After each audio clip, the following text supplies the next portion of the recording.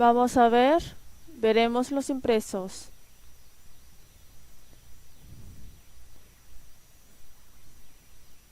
Número 1. El sufrimiento del pueblo Israel. El pequeño número 1. El sufrimiento por el pecado cometido de Israel. Jueces 6 del 3 al 4. Pues sucedía que cuando Israel había sembrado, subían los madianitas y amalecitas y los hijos del oriente contra ellos, subían y los atacaban. Y acampando contra ellos, destruían los frutos de la tierra hasta llegar a Gaza, y no dejaban que comer en Israel ni ovejas, ni bueyes, ni asnos. En Salmos 107 del 10 al 11 está escrito la razón de por qué pasan por estas dificultades. Algunos moraban en tinieblas y sombra de muerte, aprisionados en aflicción y en hierros, por cuanto fueron rebeldes a las palabras de Jehová y aborrecieron el consejo del Altísimo. Al ver la historia del pueblo de Israel, ellos reciben la bendición al obedecer la palabra de Dios, y al desobedecer se les dio sufrimientos levantando a los países de su alrededor. Por eso está escrito de que recibieron esos sufrimientos porque cometieron un crimen y desobedecieron a la palabra del Señor. El pequeño número 2. Invocaron a Jehová. Es Jueces 6:6, leamos juntos. De este modo empobrecía Israel en gran manera por causa de Madián, y los hijos de Israel clamaron a Jehová. Dios les dio el sufrimiento al pueblo de Israel que desobedecía a la palabra de Dios. Eso fue para hacerles volver hacia el Señor. Dios es alguien quien responde cuando el pueblo se arrepiente de los pecados y lo invoca. Además, es quien le devuelve la gracia al pueblo que le invoca. Es Jeremías 29 del 12 al 13. Leamos juntos. Entonces me invocaréis y vendréis y oraréis a mí, y yo os oiré. Y me buscaréis y me hallaréis, porque me buscaréis de todo vuestro corazón. También es en Jeremías 33, versículo 3. Clama a mí y yo te responderé, y te enseñaré cosas grandes y ocultas que tú no conoces. Por eso, si está en medio de una gran dificultad, Dios dijo así: clama a mí, ven a mí y ora, y yo te responderé. Esto es una palabra que se nos dio también a nosotros y no solo al pueblo de Israel. Si entre nosotros alguno está en medio de una gran dificultad, el Señor dice: clama a mí, ven a mí y ora, y yo te responderé.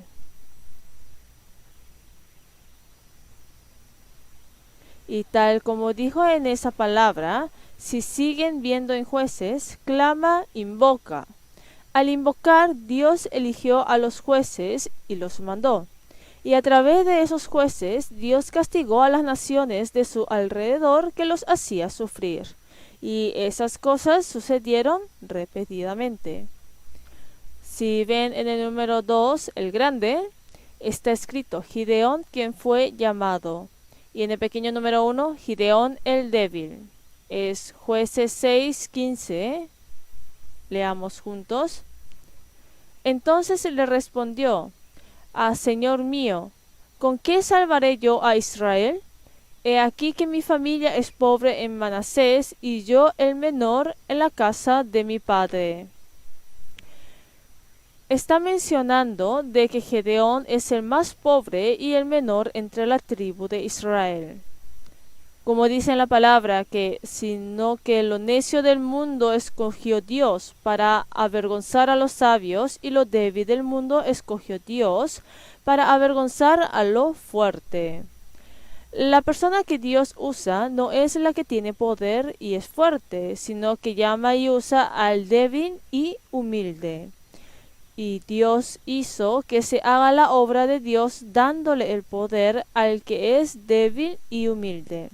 Por eso que al ver a los muchos personajes de la Biblia podemos saber, es así, ¿no? Abraham fue así, Isaac, Jacob también fueron así. Y también el rey Saúl y David y muchas personas fueron débiles y humildes en el mundo antes de ser llamados. Dios, llamando a los que son así de débiles y humildes, los hizo fuertes y los hizo pelear contra las naciones de su alrededor. Por eso, la persona que Dios utiliza es la que sabe y se reconoce a sí mismo de que es débil y tiene carencias. Es lo mismo para Moisés, de quien sabemos muy bien. En la juventud de Moisés, Dios no le usó en una edad joven de los 40 años de Moisés. La razón es simple. Si le hubiera usado en una edad temprana, él se habría puesto soberbio. Y como puede llegar a pensar por sí mismo de que puede hacer algo, sus pensamientos se enaltecerían. Pero Dios, no usando a ese Moisés, sino que haciéndole convertirse en homicida, lo hizo vivir pastoreando por 40 años en el desierto de Madián. Y le llama a ese Moisés que está viejo y ya tiene edad avanzada y no tiene fuerzas. Y Dios le deja encargado la misión de Dios a ese Moisés. En ese momento Moisés dice: envía, te ruego, por medio del que debes enviar. Es Éxodo, marquen aquí, y es Éxodo 3, versículo 11.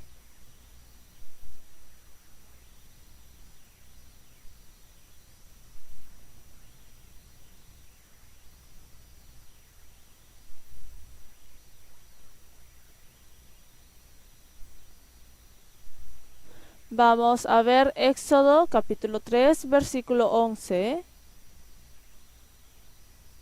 Entonces Moisés respondió a Dios: ¿quién soy yo para que vaya a Faraón y saque de Egipto a los hijos de Israel? Y él respondió: ve, porque yo estaré contigo, y esto te será por señal de que yo te he enviado, cuando hayas sacado de Egipto al pueblo, y serviréis a Dios sobre este monte. Las palabras que dijo Moisés eran de toda sinceridad. Ven, por tanto, ahora y te enviaré a Faraón para que saques de Egipto a mi pueblo, los hijos de Israel. Entonces Moisés respondió a Dios: ¿quién soy yo para que vaya a Faraón y saque de Egipto a los hijos de Israel? Moisés, al verse a sí mismo, no podía cargar esa misión. Es decir, que no puede hacer con sus propias sabiduría ni fuerzas. Por eso dice que él no está calificado para Dios. Pero en ese momento es cuando Dios lo llama y utiliza. Vamos a ver 1 Samuel 9, versículo 21. 1 Samuel 9, 21.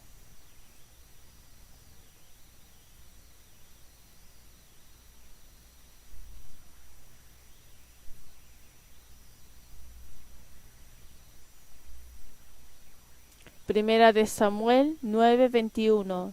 Leamos juntos.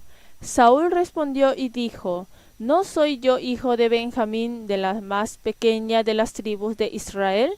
¿Y mi familia no es la más pequeña de todas las familias de la tribu de Benjamín? ¿Por qué pues me has dicho cosa semejante? El rey Saúl, de quien sabemos bien, dice que es de la familia de la tribu de Benjamín, pero dice que esa es la tribu más pequeña. Por eso, al levantar al primer rey, es decir, cuando Saúl se convirtió en rey, dice que le pusieron de una familia de la más pequeña, de una familia no tan buena.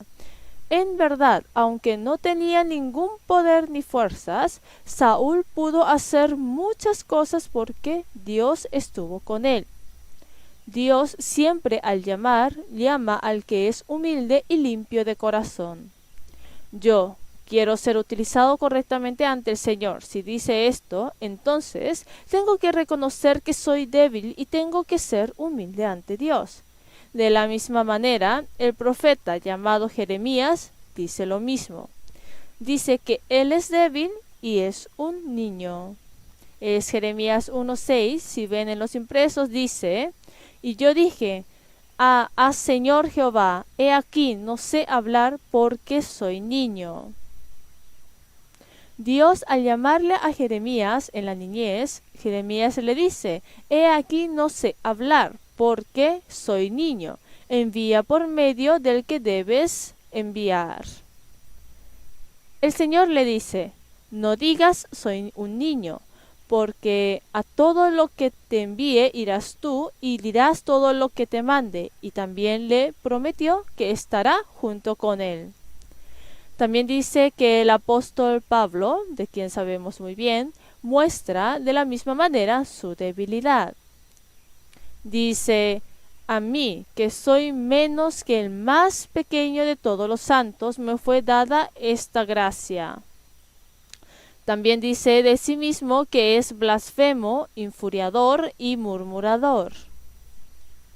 En 2 de Corintios 12:10, por lo cual, por amor a Cristo me gozo en las debilidades, en afrentas, en necesidades, en persecuciones, en angustias, porque cuando soy débil, entonces soy fuerte. Dice que muestra su orgullo de las debilidades, el apóstol Pablo. El poder del Señor se manifiesta por la debilidad de uno, cuando uno mismo es débil. Es igual. Para que el poder del Señor se manifieste por nosotros, uno mismo tiene que reconocer de cuán pequeño y débil es, y también de si es humilde. Uno se da cuenta de que es débil a ser bajo ante Dios, y Dios permanece junto con nosotros mostrando su poder cuando somos humildes. Y en esos momentos es cuando hace trabajar más. El pequeño número 2, ciertamente yo estaré contigo. Es Jueces 6:12. Y el ángel de Jehová se le apareció y le dijo: Jehová está contigo, varón esforzado y valiente. Jueces 6:16. Jehová le dijo: ciertamente yo estaré contigo y derrotarás a los madianitas como a un solo hombre. De ganar o perder en la guerra no está en la mucha o poca cantidad de soldados, ni tampoco en la buena estrategia militar. Nuestra victoria en la batalla está en el Dios que lo da. Es decir, que si Dios está junto con nosotros y pelea por nosotros, tendremos victoria. Nosotros sabemos muy bien. Por eso, lo que debemos saber es que si Dios está conmigo o no. Eso es lo más importante. Por eso, yo también siempre verifico y pienso sobre eso. Compruebo si el trabajo que estoy haciendo es junto con el Señor o no. Por si acaso, si digo que lo estoy haciendo sin que el Señor esté conmigo, entonces eso no será la obra del Señor, sino que es simplemente mi trabajo. Es algo que no tiene relación con el Señor. Al hacer un trabajo que no tiene ninguna relación con el Señor, no habrá ninguna obra. Primera de Corintios 15:57.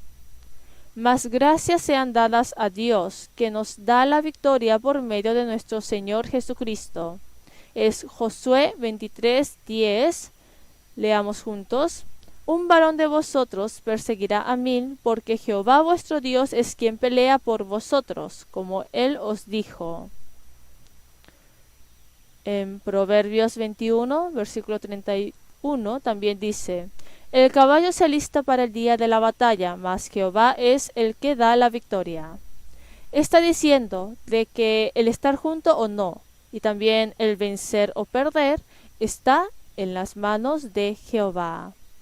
Después, el número 3, edificó allí altar a Jehová. Está escrito así, Jueces 6:24.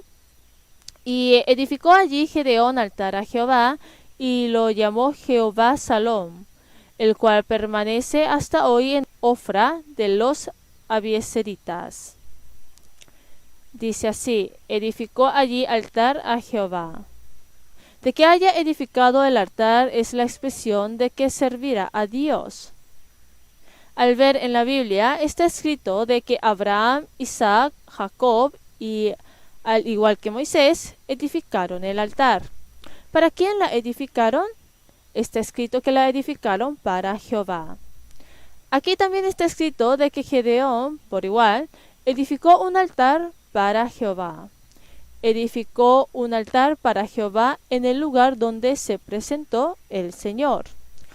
Es Génesis 12, 7 al 8, si ven, dice: y apareció Jehová a Abraham y le dijo: a tu descendencia daré esta tierra. Y edificó allí un altar a Jehová, quien le había aparecido. Luego se pasó de allí a un monte al oriente de Betel, y plantó su tienda, teniendo a Betel al occidente y Ai al oriente, y edificó allí altar a Jehová, e invocó el nombre de Jehová. Es Génesis 13, 18. Abraham pues, removiendo su tienda, vino y moró en el encinar de Manre, que está en Hebrón, y edificó allí altar a Jehová. Génesis 26, 25. Y edificó allí un altar, e invocó el nombre de Jehová, y plantó allí su tienda, y abrieron allí los siervos de Isaac un pozo. Ahora está escrito de que edificaron un altar para Jehová. Se edificó el altar como testimonio de que se sacrificará a sí mismo totalmente a Dios. ¿Dónde está el altar? Para nosotros, el altar está en la cruz, ¿no? ¿En dónde es que reposamos al estar debilitados en la fe? Es debajo de la cruz. Al pensar en el aspecto de Jesús que va muriendo por mí, podemos recordar ese amor y así obtendremos más fuerzas y también se podrá trabajar en la obra del Señor. Por eso, ¿en quién decimos que se tiene que ver? Se menciona en que se tiene que ver a Cristo. El origen de nuestra fe es la cruz. Es así. Abraham bajó a Egipto al edificar el altar. Y probablemente Abraham, al volver de Egipto, habrá derramado muchas lágrimas enfrente del altar que había edificado. Seguro que habrá llorado sin cesar por haber salido de esa tierra prometida, escapándose de esa dificultad del hambre, sin poder confiar en la promesa que se le dio. Y seguro que habrá podido vivir obteniendo de nuevo las fuerzas en medio de eso. Es por eso que se convirtió en persona prometida de fe. Quiere decir que es lo mismo para nosotros. Nosotros, al vivir en el mundo, hay veces que caemos por ser así de débiles. Y habrá ocasiones en que es descuidado en las cosas de Dios. Pero, ¿de dónde es que se restaura mi corazón y recibe las fuerzas? Eso es en la cruz. Ese altar de Dios se vive recibiendo las fuerzas de la cruz. Es por eso que Jacob e Isaac edificaron el altar y restaurando la fe y viven recibiendo otra vez las fuerzas.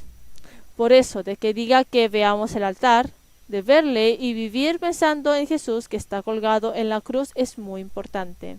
El siguiente es número 4, está escrito, la obediencia de Gedeón.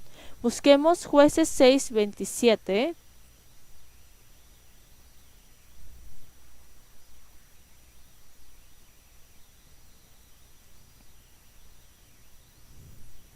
Jueces 6, 27.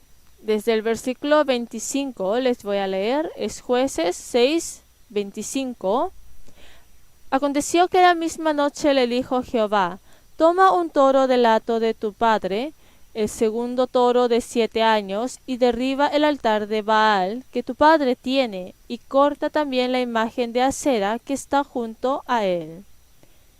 y edifica altar a Jehová tu Dios en la cumbre de este peñasco, en lugar conveniente, y tomando el segundo toro, sacrifícalo en holocausto con la madera de la imagen de acera que habrás cortado. Vamos a leer juntos el versículo 27. Entonces Gedeón tomó 10 hombres de sus siervos, e hizo como Jehová le dijo, mas temiendo hacerlo de día por la familia de su padre y por los hombres de la ciudad, lo hizo de noche. Al pensarlo una vez, cambiando de posición, podemos saber sobre esta valentía de Gedeón. Su padre estaba adorando a ídolos. Parecía que tiene un gran papel. Parece que tiene el papel de adorar a dioses, pero Dios, llamándole a Gedeón, le ordena que destruya el altar de los ídolos. Y le está mandando a que edifique el altar de Dios según las medidas en ese lugar en donde derribó la de los dioses. Es así. Pero la mayoría de las personas de ese tiempo estaban adorando a ídolos, dejando y alejándose de Dios. Es así. Y ahora él recibió las órdenes acerca de los ídolos que adoraba su padre. Habrá tenido un gran temor y probablemente le hubiera sido en verdad difícil. Pero este Gedeón desempeñó la orden de Dios. Lo hizo tal como le dijo la palabra. Es así, ¿no? Es por eso que destruye el altar de los ídolos y después de edificar el altar en ese mismo lugar, atrapa el animal, la vaca, y entrega el holocausto al Señor. Y después habrá sentido de que pasará algo tremendo. Y sucedió lo esperado. Pero antes de que ocurriera, pensó que era un grave problema y que iba a pasar algo terrible. Sin embargo, al ver cómo iban las cosas, se vio de que ahí estaba Dios interviniendo. Tomándole a Gedeón lo iba a matar, pero quiere decir que Dios no lo permitió. ¿En el lado de quién se puso el Padre? ¿En el lado de quién se puso el Padre? ¿En el lado de quién se volvió?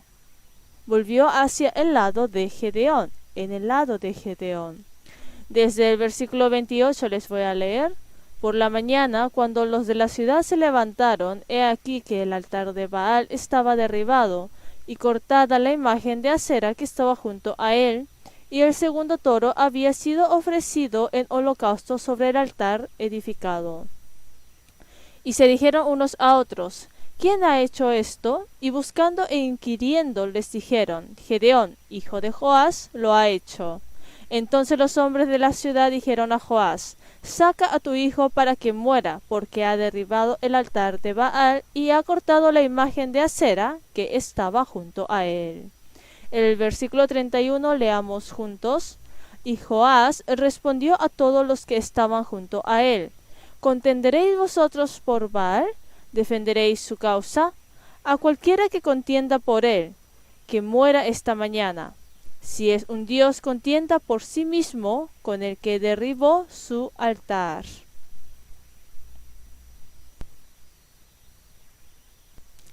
El padre, poniéndose del lado de Gedeón, se está refiriendo así hacia esas personas de ¿por qué contenderéis vosotros por Baal? Deja que Baal solucione el problema por sí mismo. Es decir, que ese ídolo no es nada. Y Dios está haciendo muchas obras a través de Gedeón. En los impresos está escrito la quinta, es el Espíritu de Jehová vino sobre Gedeón. Por eso es Jueces 6:34. Entonces el Espíritu de Jehová vino sobre Gedeón, y cuando éste tocó el cuerno, los abiezeritas se reunieron con él. La obra de Dios no se hace por nuestra capacidad o fuerzas. Como el Espíritu de Jehová vino sobre Gedeón, los trabajadores de Dios deben trabajar estando llenos del Espíritu Santo y recibiendo su guía. Samson, él también realizó el trabajo de Dios estando lleno del Espíritu Santo Y al edificar el tabernáculo del Éxodo, está escrito de que a cada una de esas personas que edificaban el tabernáculo, por igual, los llenó del Espíritu de Dios. Por eso, no es que nosotros la hacemos, sino que es el Señor, y nosotros simplemente le seguimos en los trabajos que hace el Señor. Solamente las hacen, la cual está en mi, si ven en Colosenses 1:29, para lo cual también trabajo, luchando según la potencia de Él, la cual actúa poderosamente en mí. Dice así, de que en el interior de nosotros está el Espíritu Santo y siendo guiados por Él hacemos la obra del Señor. El número 3, Gedeón y los 300 soldados. El pequeño número 1, el pueblo que está contigo es mucho. Si vemos en Jueces 7, versículo 2, y Jehová dijo a Gedeón, el pueblo que está contigo es mucho para que yo entregue a los madianitas en su mano, no sea que se alabe Israel contra mí, diciendo, mi mano me ha salvado. El pueblo Israel, que batalló junto con Gedeón, eran 32,000 hombres. Pero Dios dice que son muchos. Hazlos regresar. Quiere decir que en el trabajo de Dios el problema no es la mucha o poca cantidad de números. Nosotros estamos entusiasmados o desanimados si hay mucha o poca gente, pero dice que en el trabajo de Dios no es por la mucha o poca cantidad de números de hombres. Está prometido de que en donde están 2 o 3 congregados en mi nombre, allí estoy yo en medio de ellos. Está diciendo de que Dios obra si están 2 o 3 personas que en verdad se sacrifican entregándose totalmente a Dios. Por eso, como 32,000 hombres son muchos, les dice que los haga devolver. Así que por eso le dice quienes teman, devuélvanse. Por eso una parte regresa. Es así, ¿no? Es Isaías. Si ven en el medio de los impresos, en medio de Isaías 40, del versículo 29 a 31, que está escrito en los impresos, leamos juntos. Él da esfuerzo al cansado y multiplica las fuerzas al que no tiene ningunas. Los muchachos se fatigan y se cansan, los jóvenes flaquean y caen. Pero los que esperan a Jehová tendrán nuevas fuerzas, levantarán alas como las águilas, correrán y no se cansarán, caminarán y no se fatigarán. Él da esfuerzo al cansado y multiplica las fuerzas al que no tiene ningunas. Los muchachos se fatigan y se cansan, los jóvenes flaquean y caen, pero los que esperan a Jehová tendrán nuevas fuerzas. Nosotros, al hacer el trabajo del Señor, habrá ocasiones en que estemos realmente cansados y con dificultad, pero el Señor dice que dará nuevas fuerzas. Por eso, si uno no lo experimenta, no podrá entender. Nosotros, al hacer la obra del Señor, podemos experimentar estas cosas. Uno dice, el Señor me da las fuerzas y el poder. Así va entendiendo el poder de cómo obra el Señor. Es el pequeño número 2, dijo, devuélvase quien tema. Jueces 7:3. Jueces 7:3. Ahora pues haz pregonar en oídos del pueblo, diciendo, quien tema y se estremezca, madrugue y devuélvase desde el monte de Galaad. Y se devolvieron de los del pueblo 22,000 y quedaron 10,000. Está escrito de que entre los 22,000 hombres se devolvieron al decirles, devuélvase el que tema, y quedaron 10,000 hombres. ¿Por qué temen? Es porque no están preparados de corazón. Es un corazón inadecuado. Nosotros, al trabajar en las obras del Señor, al trabajar sin ningún pensamiento, como se dificulta un poco, se pone un poquito difícil, y si tal cosa le parece un poquito complicado y difícil, hay personas que desaparecen sin ningún rastro. Es así, ¿no? Esas personas, menciona, de que esas clases de personas no son aptas. El Señor no desea la mucha cantidad, sino que desea al que se entrega totalmente. Marquen aquí y es San Mateo 16.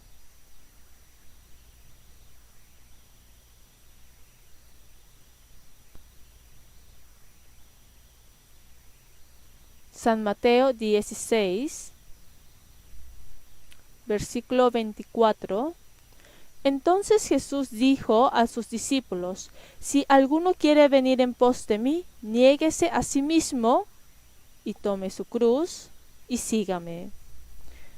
El 25 leamos juntos: porque todo el que quiera salvar su vida, la perderá, y todo el que pierda su vida por causa de mí, la hallará.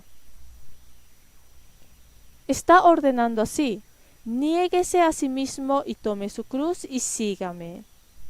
El corazón del pueblo Israel que vino para batallar contra Madián tuvo que tener este estado de corazón. Niéguese a sí mismo y tome su cruz y sígame, porque todo el que quiera salvar su vida la perderá, y todo el que pierda su vida por causa de mí la hallará. Todo el que pierda su vida por causa de mí la hallará. Tiene que participar en la pelea del Señor, tomando en cuenta la muerte. ¿En dónde estamos participando nosotros? Nosotros ahora estamos participando en la sagrada batalla del Señor, porque no tenemos lucha contra sangre y carne, sino contra principados, contra potestades, contra los gobernadores de las tinieblas de este siglo, contra huestes espirituales de maldad en las regiones celestes. Nuestra lucha es la que estamos teniendo ahora. ¿Qué es lo que nos dice? Dice que somos los soldados del Señor. Si el soldado del Señor tiene un corazón de temor y si tiene alguna cosa del mundo en el corazón, no será apto. Les dice a esas personas que se devuelvan. Y llamando a los restos, que son 10,000 hombres, los prueba. Pero en la excepción de los 300 hombres, los restos son descalificados. Por eso, solamente los 300 hombres son llamados y Dios obra en medio de ellos. El pequeño número 3 del 3, Gedeón y los 300 soldados. Jueces 7:6, y fue el número de los que lamieron llevando el agua con la mano a su boca, 300 hombres. Y todo el resto del pueblo se dobló sobre sus rodillas para beber las aguas. Está escrito así. Sin duda, ahora está examinando a los 10,000 hombres, pero al ver ahora, después de escoger a los 300 hombres, es diferente. ¿Cuál es la diferencia? ¿Cómo están actuando los 300 hombres? Están arrodillados y tomando el agua con toda cautela. ¿Qué clase de situación es la de ahora? ¿Qué clase es la de ahora? Están en medio de la batalla, es decir que ahora están peleando contra los madianitas. Están en la batalla, es así, ¿no? Por eso, el que siempre está velando, el que conoce bien la realidad, no tiene otra opción que tener precaución. Es así. Es la de los madianitas y del pueblo de Israel. Pero nosotros, ¿en qué estado estamos ahora? ¿En qué estado estamos nosotros? Estamos en medio de la guerra. ¿Guerra contra quién? Guerra contra el diablo. Pero si vivimos sin ningún pensamiento, esto es lo que pasa. Sin tener cautela, simplemente para la carne. Está mostrando un aspecto en que tiene que llevar las cosas sedientas de la carne solamente para eso. Por eso, ¿qué es lo que dice la Biblia? Dice que estemos velando, velando. ¿Por qué? Porque dice que estamos en medio de la batalla y dice que el diablo siempre tiene los ojos puestos en nosotros. Por eso, si nos descuidamos un poquito, indudablemente el diablo agarra esa oportunidad. En adelante experimentarán mucho de esas cosas. En la casa aparecen disputas entre tal hermana y hermano. La discusión tendría que comenzar por un problema muy grande, pero al ver el comienzo no es de lo grande, sino de lo pequeño. Los pleitos comienzan desde lo más diminuto. Es así, ¿no? ¿quién es el que está centralizado ahí? Quiere decir que el diablo agarró esa oportunidad. Es decir, que en medio y detrás de la pelea siempre está el diablo. Por eso nos dice que estamos en medio de la batalla y estemos velando. Veamos Efesios capítulo 6.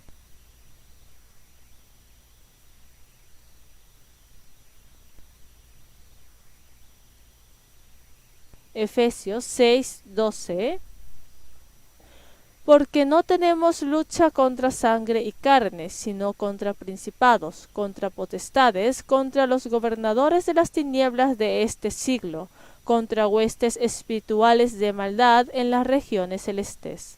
Por tanto, tomad toda la armadura de Dios para que podáis resistir en el día malo, y habiendo acabado todo, estar firmes. Desde el versículo 14 al 17, leamos juntos. Estad pues firmes, ceñidos vuestros lomos con la verdad, y vestíos con la coraza de justicia, y calzados los pies con el apresto del evangelio de la paz. Sobre todo, tomad el escudo de la fe, con que podáis apagar todos los dardos de fuego del maligno, y tomad el yelmo de la salvación y la espada del Espíritu, que es la palabra de Dios. Si no queremos caer por el diablo, tendremos que estar haciendo con fervor la obra de Dios. Entonces no caeremos. No podrá tomar la oportunidad. El diablo siempre agarra la oportunidad cuando estamos descuidados y no trabajamos. Ese es el momento en que nos hace caer. Es por eso que Dios mandó en que estemos ceñidos nuestros lomos y estemos trabajando diligentemente en las obras de Dios. Por eso, si vemos en la Biblia, está mandando en que se viva de esa manera. Velad, dice muchas veces, velad y orad, estando atentos en ese fin de siglo. Por eso, la razón de por qué tenemos que estar más despiertos en este fin del siglo es porque el diablo interrumpe mucho más. Quiere decir que lo hace así, al hacerse cada vez más el tiempo de la venida del Señor. En los impresos, el pequeño número 3, está escrito, miradme a mí y haced como hago yo. Jueces 7:17, leamos juntos los impresos. Y les dijo, miradme a mí y haced como hago yo. He aquí que cuando yo llegue al extremo del campamento, haréis vosotros como hago yo. Gedeón les dice a los 300 soldados, miradme a mí y haced como hago yo. Es así, ¿no? Por igual, nosotros también tendremos que poder decirlo así. El apóstol Pablo dice en 1 Corintios 11:1, sed imitadores de mí, así como yo de Cristo. Tendremos que poder decirle a los niños que como yo vivo de esta manera, ustedes también vean y vivan de la misma manera. De eso se les podrá decir cuando nosotros vivamos siguiendo la palabra. Ahí es cuando podrá tener cambios en el corazón de los niños. El siguiente es el pequeño número 4. Tocaron las trompetas y quebraron los cántaros que llevaban en sus manos.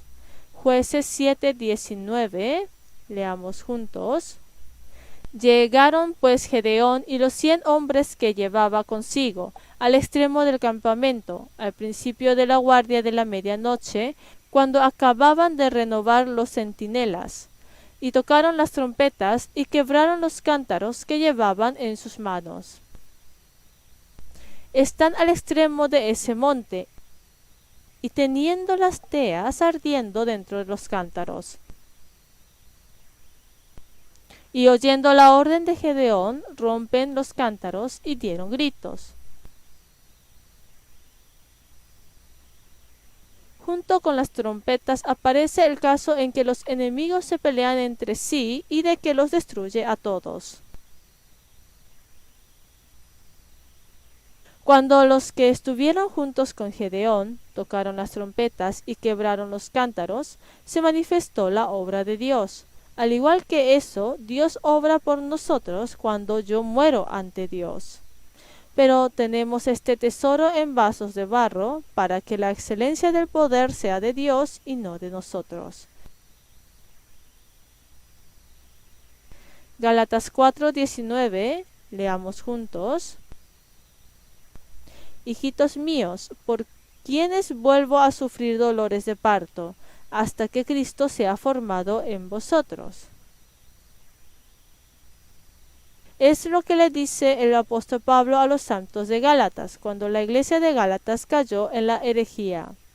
Dice así: vuelvo a sufrir dolores de parto por ustedes. Es muy difícil de que una persona reciba la salvación. Es así, ¿no? Dice que es igual al dolor de parto que tiene la mujer, la madre. Es así de doloroso y difícil, pero dice, vuelvo a sufrir dolores de parto. Está diciendo de que se necesitan muchas lágrimas y sacrificios para levantar correctamente a esa persona que está en la herejía, la cual es incorrecta. Por eso, de que se quiebran los cántaros es el aspecto de sacrificar nuestra carne ante el Señor. Primera de Corintios 15:31. Primera de Corintios 15:31. Leamos juntos. Os aseguro, hermanos, por la gloria que de vosotros tengo en nuestro Señor Jesucristo, que cada día muero. Al ir muriendo ante el Señor es cuando se presenta el poder del Señor a través de mí. El apóstol Pablo está diciendo que yo muero cada día ante el Señor. Por eso, la vida de negarse a sí mismo, de tomar la cruz, de tomar su cruz y de seguirle al Señor es la vida que tiene lágrimas, sufrimientos y dolores. A través de eso, un alma recibe la salvación y va viviendo.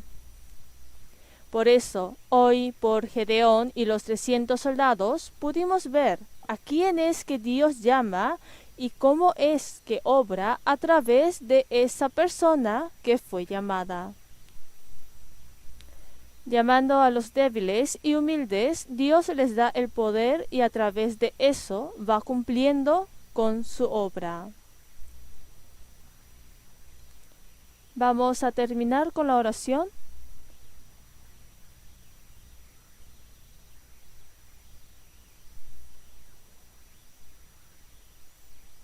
Dios viviente de gran agradecimiento, te damos las gracias. Te damos las gracias por amarnos especialmente a nosotros entre toda la creación del mundo y por salvarnos teniendo misericordia hacia nosotros y también por crearnos como pareja de tu amor. Conocimos tu asombroso amor, Señor. También te agradecemos por ayudarnos a amarte a ti, Señor, de todo corazón, toda alma y de toda fuerza.